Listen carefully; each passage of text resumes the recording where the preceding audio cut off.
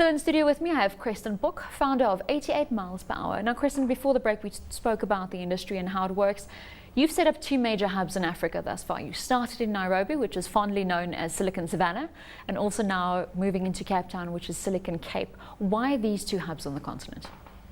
Yeah, well, the first in terms of Kenya was in regards to my friend David that brought me in there, and also because in East Africa, Kenya is by far the leading tech nation, and they have this great products called M-Pesa, and there's a lot of things that can build on top of this mobile money. So there's some interesting things going on in Nairobi. Cape Town, Google has set up Umbono, which was similar to 88 miles per hour to kickstart the ecosystem in South Africa. And they saw what we were doing in Nairobi, and they basically invited us down to take over their program. So they were never initially meant they wanted to kickstart it, but they wanted somebody to drive it. So they picked us, which we of course is very happy about. So that's forging partnerships. How important are partnerships and networks? I was just on your website and I saw the number of mentors and people you have involved there. How important are those networks and those relationships in the tech startup process? I mean, it's very important. First of all, we need to understand the local market, and we need high-ranking business people to come in and help the startups. So that network is important. Also, important to the investors in the local market, because when we take startups in, I mean, they're meant to like take them over, so to speak. So we speak to them a lot about, okay, what trends in the market do you see? What things are you looking for or investing in?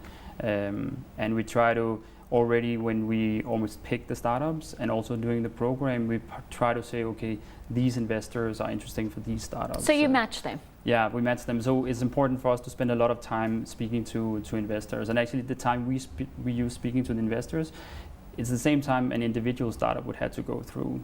And we say, okay, coming into the program, we take that away from the startups and let the startup focus on executing their business or trying to make their business work. And we then help them say, okay, it's these 3 investors that we think could be interesting for you. And we also let them meet the startup early, again, so they have a sense of how, it's very much investing is about investing in people. So it's important to, they know in the start of the program, they can see them progress. So these so all these mechanics is super important in Accelerator. Let's talk about your investors. What is the ratio between foreign and local investors, and are you seeing corporates, African corporates, getting involved with this? Yeah, so initially in Nairobi it was my own network that I brought in. So it was 11 foreign investors. In the second fund in Nairobi, we are 17 investors, but 11 is local. So they've seen the hub we've created and some of the startups, and they are interested in putting money into the local scene and building the local scene.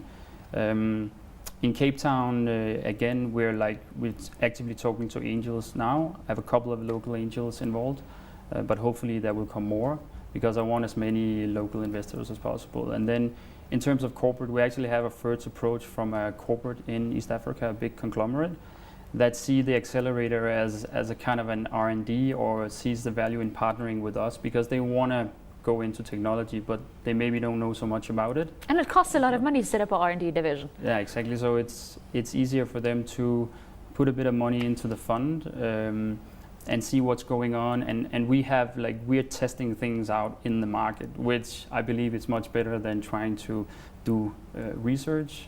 So we're testing things out, and that kind of feedback we can give back to the corporate and say, okay, this is working, this is not working. And of course for us this is also interesting because we would like some of the corporates to buy some of our startups at some stage. So we're very keen on getting corporates involved.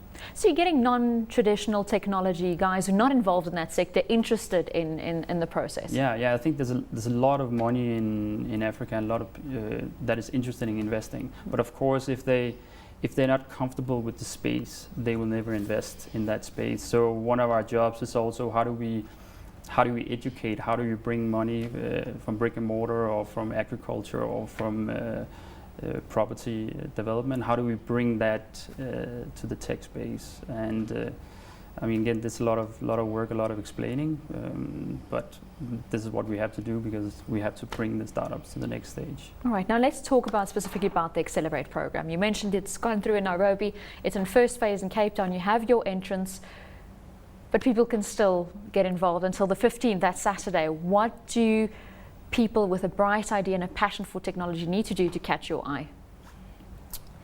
I mean, they need to show that they're very committed. So, for instance, some of the things, we're not interested in people going in and thinking that it's going into the Accelerator program and thinking that they're going to get, a Ferrari as their company car.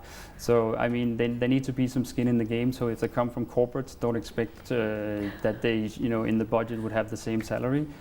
Of course, it would be good if they have a balanced team. We are normally more looking for groups of people and 2-3 guys complementing each other's skills ladies. A lot. Or ladies, of course.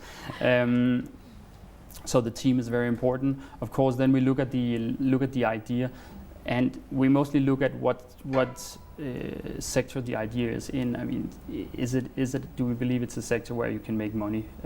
A lot of times startups change their ideas during the program, but we look a lot at it. So the idea is not the essential thing. It's more like is it an interesting space? Does the team look very interesting? And do we feel that they're really committed? What is one of the oddest pitches you've ever had to sit through? Applications. I mean, we had a couple of interesting ones in Nairobi. I mean, we have one where, even though it's a tech startup, where somebody was in manufacturing of uniforms, where we couldn't see the connection. Protecting, yeah.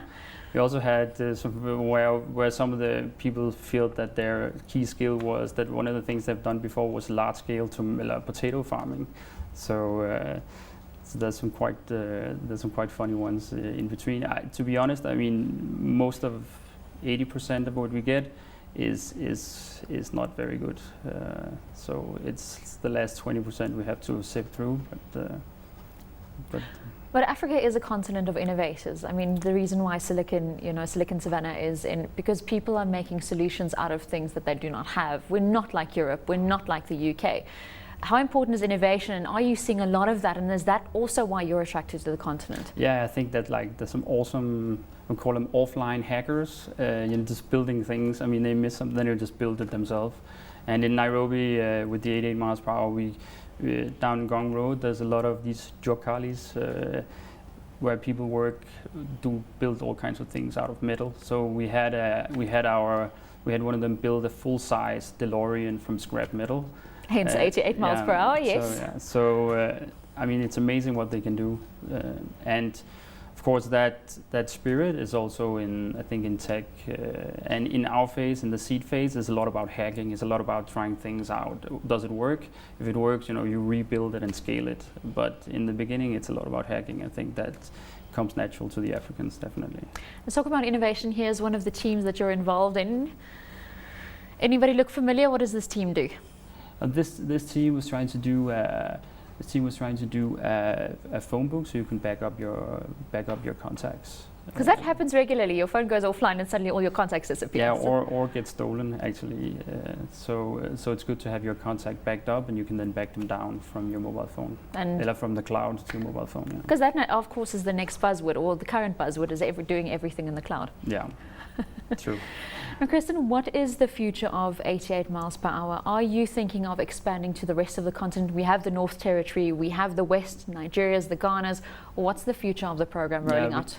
We would very much like to go to West Africa, either Accra or to Lagos. So, and that's also in our plans with Google, that they will help us go into that market. Is that a permanent partnership for you guys now? Yeah, well, it's a partnership. It stretches 2 years, so it's in seed terms, it's still long. So. Why the push towards the West? I know East, obviously, we know the success there. What is the draw card to the likes of Nigeria and Ghana? But I mean, it's hard to, I mean, Nigeria is 200 million people. So it's an economy of scale. Yeah, and also, I mean, Nigerians, we have a Nigerian team in Nairobi, and I mean, Nigerians are very competitive and have a very strong business culture.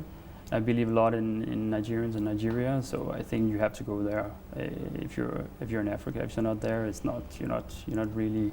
You have to cover West Africa as well. And plans for the North? Earlier this year we heard about the Arab Spring, how social networks, how mobile phones have revolutionized the way people interact.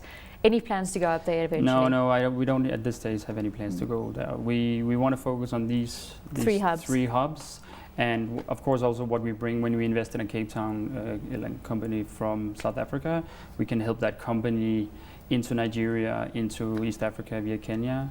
So that's part of our value proposition is, it's helping these companies bridge into Africa, bridge into the other African markets. So these are the three markets we are going for. Kresten, before we go, let's talk a little bit about you. Where does your passion for technology and seed capital come from? We know you are Danish. What led you to this place in your life? Well, I think I always had problems with authority. So I think so. Secret hacker in your younger days. Yeah. I've never actually had a job, and I thought I wanted to be my own boss. So I started in university, where I got to do something for actually an Australian company in the internet space. I launched them into Scandinavia, and so that has basically continues building companies and selling them. But I think fundamentally, being a bit of an anarchist or being a bit of a rule breaker is a trait you have in a lot of entrepreneurs. So 30 seconds to go. What would be your top tip for entrepreneurs, especially in the tech space? There are so many. I think find some people to build your startup with. Find some people who have complementary skills to you, that you trust can do that skill really well, and 2 or 3 people, and then come together with an idea. But find your team. So surround yourself with good people. Yeah. Perfect note to lead it on. Kresten, thank you very much. Thank you.